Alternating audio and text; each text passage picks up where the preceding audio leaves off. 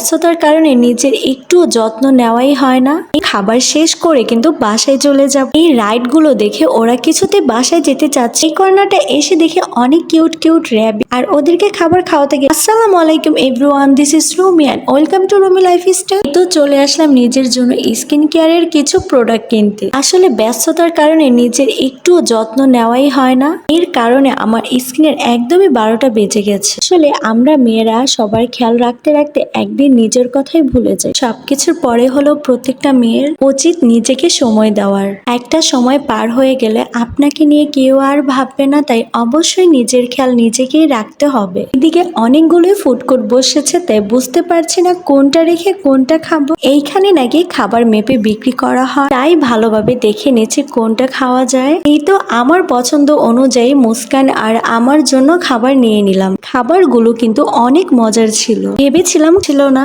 এইদিকে ওরা এত কান্নাকাটি করছিল, তাই আমি তাড়াতাড়ি যেয়ে টিকিট কিনে নিয়ে এসেছি। রাইড গুলোতে বাচ্চাদের সাথে নাকি গার্ডিয়ানও ওঠা লাগে, তাই আমি যে আরেকটা টিকিট কিনে নিয়ে আসলাম। এই তো ওদের সাথে কিন্তু আমি রাইডে উঠে গেলাম। রাইড থেকে নামার পরে কিন্তু আমরা এই প্লে জোনটা চলে আসলাম। এই প্লে জোনের টিকিট কিন্তু পার পার্সন 400 টাকা করে। এখানে কিন্তু আজকে প্রথম মুস্কান আর আনিশাকে নিয়ে এসেছি। আমার শরীরটা একটু অসুস্থ থাকার কারণে ভাবছি তাড়াতাড়ি বাসায় চলে যাব, কিন্তু মুস্কান আর আনিশার জন্য বাসায় যেতে পারলাম না। এইদিকে এত বড় প্লেজোন দেখে ওরা আগে কোনটা রেখে কোনটা খেলবে কিছুই বুঝতে পারছিল না। এখানে বাচ্চাদের খেলার জন্য অনেকগুলো প্লেজোন আছে, তাই বাচ্চারা নিজের মতো করে অনেক খেলাধুলা করতে পারে। যারা চাইলে কিন্তু এখানে ড্রয়িং করতে পারে, এটার জন্য আলাদা পে করতে হবে। ঢাকা শহরে বাচ্চাদের খেলার জন্য কিন্তু তেমন কোনো জায়গা নেই। খেলার জায়গা না থাকার কারণে বেশিরভাগ বাচ্চাদেরই কিন্তু ঘরবন্দি হয়ে থাকতে হয়। আমাদের চারপাশের পরিবেশ এতই খারাপ হয়ে গিয়েছে যে বাচ্চাদের বাইরে খেলতে দিতেও ভয় লাগে। এর জন্য বাচ্চাকে নিয়ে প্লে জোনে চলে আসি। এই প্লে জোনটা অনেক বড় থাকার কারণে কোন জায়গা থেকে ভিডিও শুরু করব কিছুই বুঝতে পারছি না। আর এইদিকে এত খেলনা দেখে মুস্কান আর আনিশা কিন্তু ঠিক মতো কোনোটাই খেলছে না।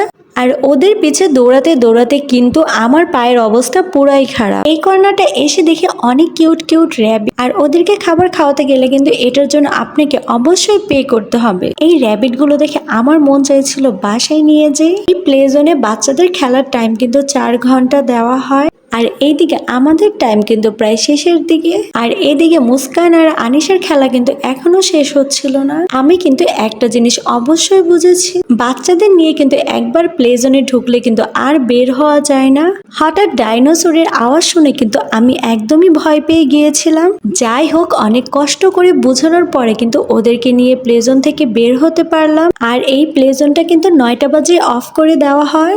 বন্ধ করে দেওয়ার কারণে কিন্তু ওদেরকে নিয়ে বের হতে পারছি। আজকে কিন্তু ভিডিওটা এই পর্যন্তই শেষ। Thanks for watching. আল্লাহ হাফেজ, বাই বাই।